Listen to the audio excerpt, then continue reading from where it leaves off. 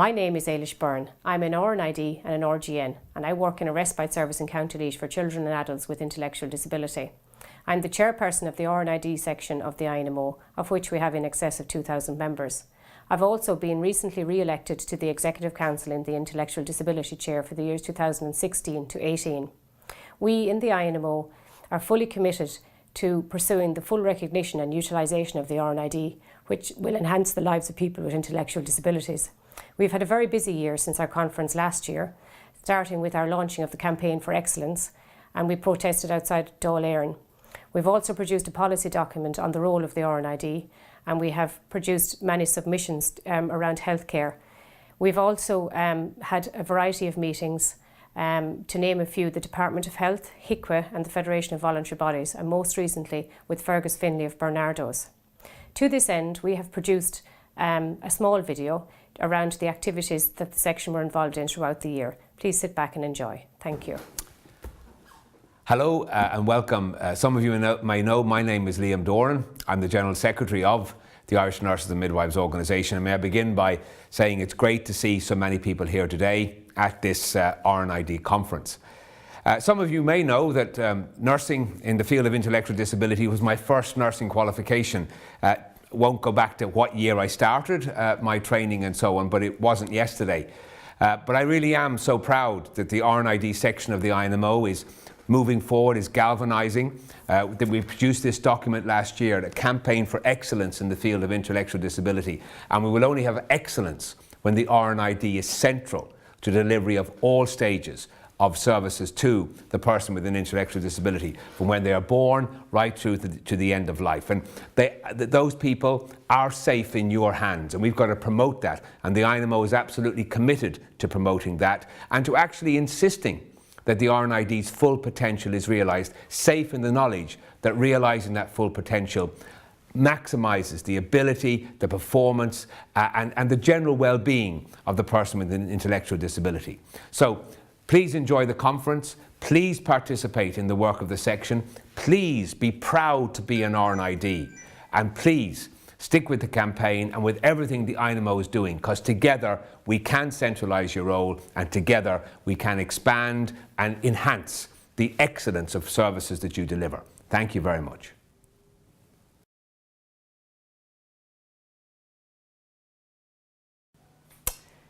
Hello, Bernie's my name. I'm a mum to 4 children, very busy.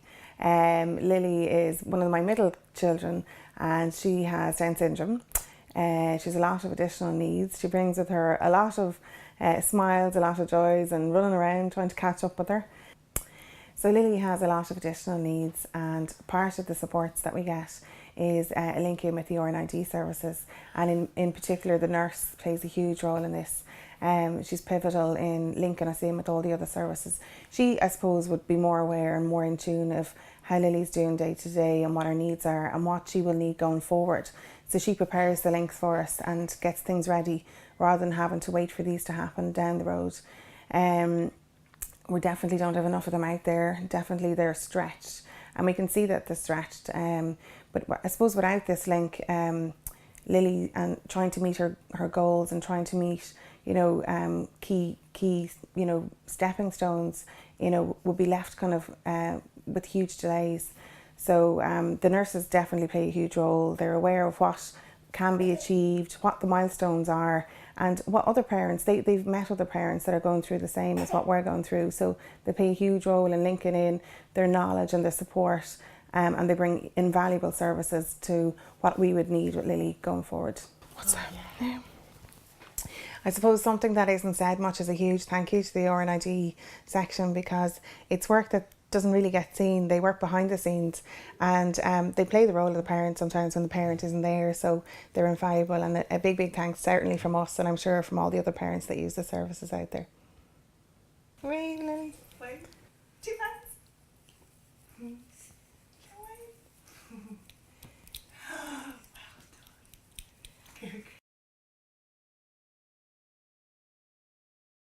We're here today to start our national campaign for excellence in the ID sector. No more cuts! No more cuts! ID citizens equal rights! No more cuts! No more cuts! ID citizens equal rights! We have have representatives here from centres all over the country, and they're really all saying the same thing. The cuts are beginning to really damage the lives and the well-being, the integration of the intellectually disabled person.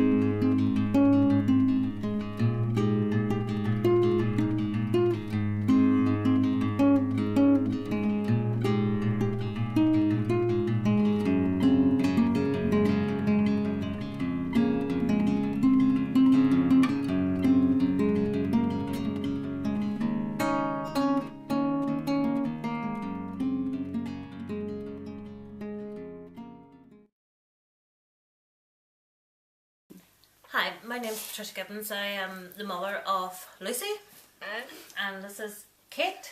Hello, how are you doing? And this is Anne-Marie. How are you doing? Lucy is 20 years old and has cerebral palsy.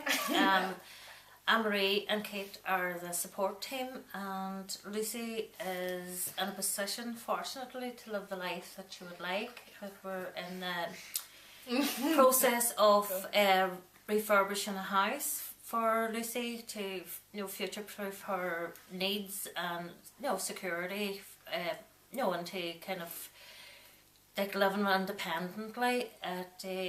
Lucy's involved in every aspect of decision making, from visiting showrooms to input in the design of her own home. And first and foremost, it is Lucy's home, and the girls are there to support her decisions, give her the opportunity to visit showrooms and ensure that her choices are made with best information available, and it's an informed choice. Lucy has travelled quite a bit in her day, the holidays, concerts, she's coming landmark birthday next 21, and she's favourite animal giraffe, so we're off to South Africa giraffe hunting. Only for photographs, of course. And that I just feel that it would be fantastic if every other child or young adult with any disability had the same opportunities as Lucy. That Lucy has the funds, and therefore the life and independence and choices are easily secured for her, but that should be an option and should be available for everybody. And hopefully that in time that the government will see that people can lead full lives if the right funding is put into it. Lucy attends a New Horizons programme, which is designed for independence as well. That she completed the independent travel programme. Lucy's dream has always been to be a teacher, so she's thinking outside the box, that she's a helper in a preschool, which is an education in itself, because children are growing up with knowing that there are differences in people. And on a Monday, Tuesday and a Thursday, Lucy works at one of the preschools, and on a Wednesday it's dedicated very much to grand design, home planning, and on a Friday she's attending a childcare course in the Buncrana hub of New Horizons. I think looking at the life that Lucy leads, that it proves with the correct funding, the independence, inclusion, and self-growth and development can be achieved, and it all really hinges on the funding. So this is the new house, and these are the girls that's going to make the dream a reality. Excellent.